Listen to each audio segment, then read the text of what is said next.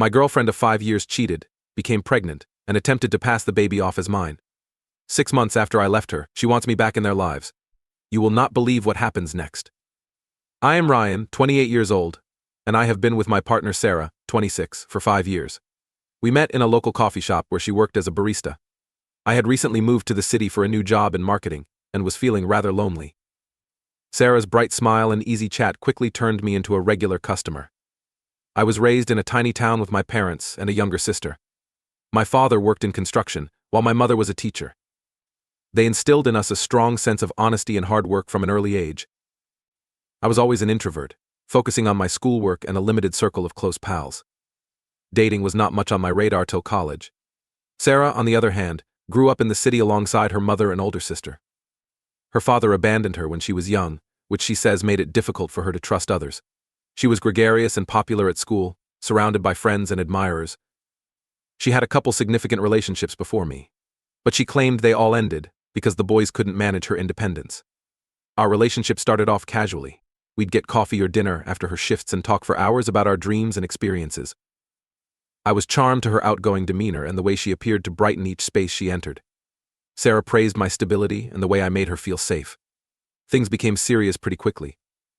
Within 6 months, we were officially a couple and spent the most of our free time together.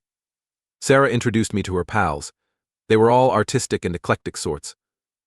I felt a little out of place at first, given my corporate position and traditional upbringing, but Sarah always made me feel included. We moved in together after around 2 years of dating. It was a major step for both of us. Sarah had recently been promoted to assistant manager at the coffee shop, and I had some savings from my frugal lifestyle. We discovered a charming apartment in a hip neighborhood and spent weeks making it our own. Life was good for a time. We both had secure careers and shared common interests in music and food. They sincerely liked each other's company. We discussed marriage and starting a family eventually, but we both agreed we weren't ready yet. Sarah wanted to advance her profession first, and I supported her goals. Sarah started working as a waiter at an upmarket restaurant in downtown about a year ago. Sarah's interpersonal skills impressed the owner of the coffee shop, who was a regular customer. The hours were lengthy and inconsistent, often late at night, but the money was far more than her prior work. I supported her career shift, even though it meant we would spend less time together. Sarah was first pleased about her new chance. She'd come home with stories about the interesting people she met and the sophisticated meals and drinks she'd learned about. She began to dress differently, wearing more makeup and fashionable clothes that suited the restaurant's affluent ambience. However, I began to notice certain changes in Sarah's conduct. She got increasingly distant and unpleasant. Our discussions became shorter and less frequent. She frequently returned home late, stinking of booze, stating she had been out with coworkers after her shift. I tried to be understanding, knowing how difficult her new work may be.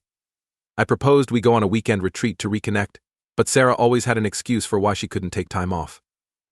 When I expressed my concern that we were moving apart, she accused me of being needy and not supporting her work. It ached. But I backed off, not wanting to push her away any further. Things began to disintegrate approximately 2 months ago. Sarah began purchasing expensive designer clothes and accessories, which I knew we couldn't afford on our salaries. When I inquired, she explained that they were gifts from rich regular diners at the restaurant. It didn't feel right to me, but I wanted to trust her. Sarah arrived home unusually late, about 3 a.m. When I questioned where she'd gone, she shot back, stating she didn't need to record every move. We had a tremendous fight that night. Sarah accused me of attempting to control her and stated I was holding her back. The vitriol in her comments surprised me, and I fell asleep on the couch. Sarah apologized the next morning and explained that her outburst was caused by work stress. She vowed to make more time for us and suggested we schedule the weekend trip we had discussed. I wanted to believe her, so I set aside my reservations. A week later, I was cleaning laundry when I discovered a matchbook from a luxury hotel in Sarah's jacket pocket. Sarah became indignant when I casually mentioned it, claiming that a coworker had put it there. Her reaction raised my suspicions, but I didn't want to accuse her of anything without evidence.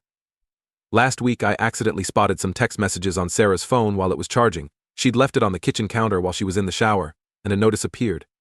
The texts were from a man named Jake, and the content made it plain that they weren't simply buddies. There were mentions of presents he'd bought her and arrangements to meet up. My heart plummeted when I realized Sarah had been lying to me for months. I spent the next day in a trance, unsure what to do. That night, I confronted Sarah over the messages. She initially tried to deny everything, claiming Jake was only a work friend. But as I probed her for information from the texts, she broke down. and admitted to having an affair with Jake for the past 4 months. Sarah insisted it was only physical and that she still loved me. She claimed Jake was a wealthy regular at the restaurant who sought her constantly.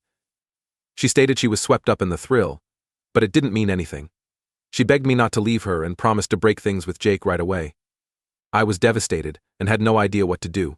Part of me wanted to end things right away. But after 5 years together, the decision was not easy. I reflected on everything we had been through together, the life we had established. But I couldn't shake the idea that the Sarah I adored would never have done this to me. I informed Sarah that I needed some time to ponder and went to visit with a friend for a few days. My friend Mark had known me since college and helped me through some difficult times. He let me crash on his couch and listen to the entire story. Mark identified certain red flags in Sarah's actions that I had overlooked. He reminded me of Sarah's flaky or inconsistent behavior and how she often manipulated things to make herself the victim. It was difficult to hear, but I could tell he had a point. Sarah called me yesterday, in tears, and said we needed to chat right away. When I returned to our flat, she dropped a bombshell. She is pregnant. At first I was stunned, then cautiously optimistic that this may be a new beginning for us. But then Sarah disclosed that Jake, not me, is the father. I'm absolutely shattered and feel as if my entire life is crumbling. Sarah claims she wants to work things out and raise the baby together, but Jake refuses to participate. But I don't know how I'll ever trust her again, after all of her lies and manipulation. Sarah says she's around 10 weeks along, implying she became pregnant around the time I told her about the affair. She maintains she didn't know at the time and would have told me sooner if she did. But with everything else she's lied about, I'm not sure what to believe anymore. I'm caught between loving Sarah and feeling angry and betrayed. Part of me wants to walk away from this disaster, but another part of me loves for her and despises the idea of her struggling as a single mother. I know I'm not responsible for the child, but I can't stop feeling conflicted. My parents instilled in me the value of devotion and problem solving. They've been married for 35 years and have gone through some terrible times together. I always imagined Sarah and I would have a long-lasting love. Now I am rethinking all I thought I knew about our relationship. I am lost and have no idea what to do. Any suggestions on how to manage this problem is highly appreciated. Should I try to work something out with Sarah? Or should I cut my losses and go on? I am having trouble thinking rationally through all of my emotions. Update 1. It's been nearly a month since my previous post, and a lot has happened. First and foremost, I want to thank everyone for their advice and support. It truly helped me get some perspective during a terrible period. After serious contemplation, I determined that I could not continue my connection with Sarah. The trust had been utterly broken, and I understood I deserved better than to be misled and lied to. The decision was not easy to make. I spent numerous sleepless nights analyzing every aspect of our connection, trying to determine where things went wrong. I remembered how helpful Sarah had been when I lost my job 2 years ago. She took on extra shifts at the coffee shop to help meet our bills and never complained. She was there for me when my grandma died last year, holding me while I grieved and assisting me in writing the eulogy. These recollections made it even more difficult to reconcile with who she had become. When I told Sarah about my decision, she became very upset and tried to guilt me into staying. She claimed I was abandoning her and the baby, and she couldn't do it alone. She brought up all of the fantastic moments we'd had and pledged to change. It was heartbreaking to watch her so upset, but I held firm and informed her that this scenario was the result of her choices, not mine. Sarah's reaction swiftly shifted from sadness to fury. She accused me of never truly loving her and claimed I was using this as an excuse to leave. She dragged up earlier disputes and mistakes I'd made, twisting them to make me look bad. It was a side of her I'd never seen before, and it confirmed that I was making the correct decision. I moved out of our shared apartment 3 weeks ago. It was difficult leaving the location we had called home for years. Every corner contained a memory. The kitchen, where we had prepared numerous meals together. On rainy weekends, we would have movie marathons in the living room. The bedroom where we discussed our aspirations and dreams. But I knew it was important for my mental health. I am now staying with my brother until I can locate a new place of my own. He has been wonderfully supportive, giving me space when I need it while also ensuring that I do not entirely isolate myself. We've spent more time together than we have in years, and it's been great to reconnect. Sarah has been attempting to reach me since I left. At first, it was mostly emotional pleas and guilt trips. When it didn't work, Mom became angry, calling me selfish and irresponsible for avoiding my obligations. She even reached out to my relatives, hoping to persuade me to return. Thankfully, they have supported my decision and have not put any pressure on me. I've been ignoring the majority of Sarah's texts, only responding when absolutely essential on practical things such as dividing our stuff and funds. It's been difficult to keep this boundaries, especially when she sends late-night messages expressing she misses me. But I know that continuing to engage will only make the situation worse for us both. I ran into Jake last week at a local tavern.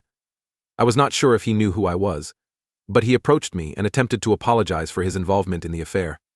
He stated he had no knowledge Sarah was in a serious relationship when they got together. While I appreciate him admitting his acts, I informed him I didn't want to talk about it any further. However, Jake did divulge some shocking information to me. Sarah apparently told him she was unmarried when they first met. She played the same manipulative tactics with him, lying about her situation and taking advantage of him with expensive gifts and nights out. Jake only recently learned about me and the entire scope of Sarah's dishonesty. This new revelation let me realize how deep Sarah's web of falsehoods was. It wasn't merely a temporary lack in judgment or a single error. She'd been misleading both of us for months. It confirmed that I made the correct decision to end things, but it also made me wonder how well I truly know Sarah. I'm still dealing with contradictory emotions over the baby. Even though I know it isn't my child, I can't help but feel attached after assuming it was mine for such a brief time. I had begun to envision a future as a parent, teaching the child to ride a bike, assisting with homework, and watching them develop. Letting go of those dreams has been more difficult than I thought. For the time being, I've opted to keep my distance from the matter. Sarah's pregnancy and child are not my responsibility, and I must focus on healing and moving forward in my own life. Sometimes it feels selfish, but I know it's ultimately best for everyone concerned. Throughout this experience, my friends and family have been really supportive. They've helped me realize that I'm not to blame for Sarah's conduct, and that prioritizing my own well-being is not selfish. My best friend from college traveled here for the weekend to keep me company and take my mind off things. I'm attempting to regain my self-esteem and learn to trust again.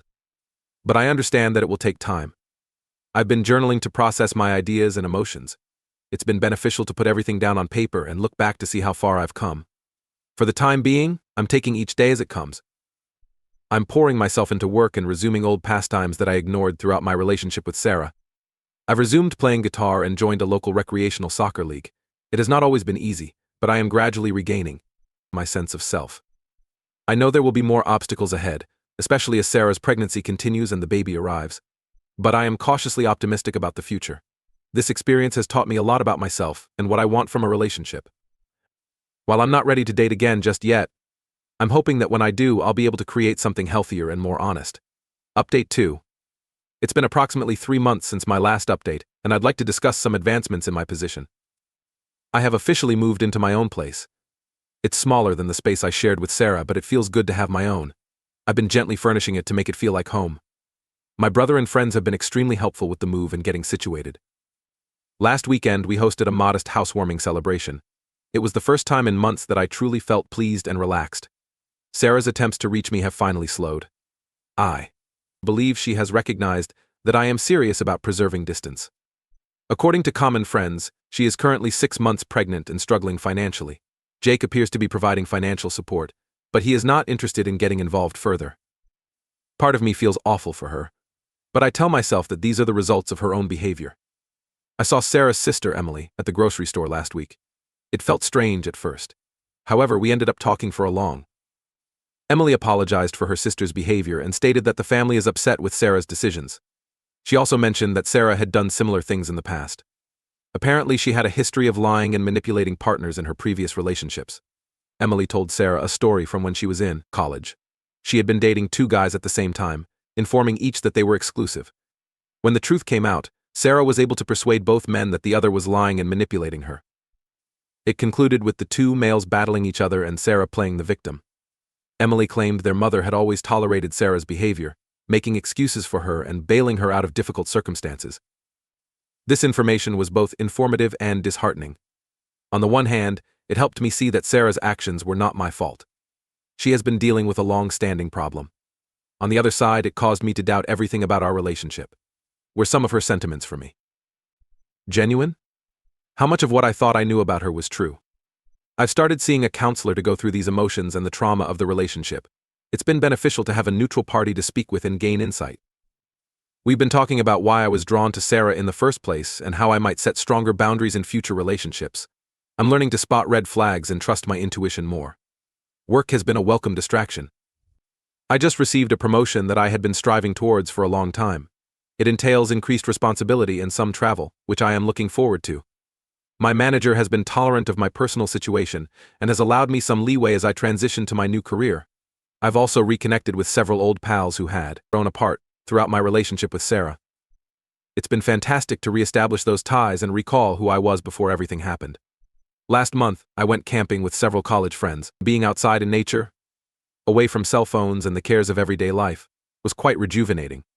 While I'm feeling better overall, I still feel sad and angry about the situation. Sometimes I hear a song or see something that reminds me of Sarah, and it hits me again. The baby's due date is approaching in a few months, and I know it will be a difficult emotional period, but I'm taking it one day at a time and focused on creating a life I'm happy of. Update 3. It has been around 6 months since my last update. Life has settled into a new routine, and I'm doing considerably better emotionally and mentally. The most recent news is that Sarah gave birth to her baby son approximately a month ago. I found out via social media, where she made a vague statement without specifying the father. Update 3 continued. It triggered some difficult emotions, but I'm relieved I wasn't personally involved in the scenario. Seeing the baby's photo triggered feelings that I thought I had dealt with. For a little minute, I wondered what would have happened if things had gone differently. But I soon reminded myself of the reality of the circumstance and the reasons I made the decisions I did. I've kept my distance from Sarah, although I did send a brief congrats message when I learned about the birth. Given our past, it felt right to do so. She thanked me and extended an invitation to meet the infant, which I gently declined. I made it obvious that, while I wish her and the child well, I am not interested in becoming a part of their life. Sarah seemed to understand and did not press the issue further. My counseling sessions have been quite beneficial in digesting everything that occurred with Sarah. I've gotten a lot of understanding of my own habits and tendencies in relationships. I've noticed that when I'm emotionally invested in someone, I prefer to ignore red flags. I'm trying to be more objective and not let my emotions cloud my judgment. On a more positive note, I've begun dating again. I met Olivia through a mutual friend and have been dating her for approximately 2 months. It's pleasant to be with someone who is open and honest. I was open with Olivia about my past experiences, and she has been supportive and patient as I navigate this new relationship. Olivia and I are taking things slowly, which feels appropriate given everything I've gone through. We enjoy trekking together on weekends and checking out new places in town. It's good to be able to share experiences with someone again, without the pressure or baggage of my previous relationships. Work continues to go well. I'm liking my new role and the difficulties it presents. Traveling has been a pleasant change of pace, allowing me to visit new locations and meet intriguing people. I've even considered transferring to our company's office in another location. The prospect of a fresh start in a new location appeals to me. Though I have yet to make a decision, I have also taken up a new interest. I joined a local hiking group and have been exploring the gorgeous trails in our neighborhood. It has greatly benefited both my physical and emotional wellness. When I'm feeling stressed, spending time in nature helps me clear my mind and get perspective. Throughout everything, my bond with my family has become stronger. I've been making an effort to see my parents and phone my sister more frequently. They've been a continual source of support, which has made me love them even more. While my relationship with Sarah will always be a part of my history, it no longer defines me or governs my life. I've learned a lot about myself and what I want from a relationship. I'm more secure in my abilities to establish limits and advocate for myself. I still have moments when I think about Sarah and the baby, but they are getting less regular. I hope she is doing well and can provide a wonderful life for her child. But I'm also delighted I decided to prioritize my personal well-being. As I look ahead, I'm cautiously optimistic. I know there will be more challenges, but I am better prepared to face them now. I'm working on creating a life that makes me happy, and surrounding myself with genuine, supporting individuals. For the time being, I'm taking each day as it comes and keeping an open mind to new experiences and chances. Life may not have gone as planned, but I'm learning that taking unexpected roads can lead to better outcomes.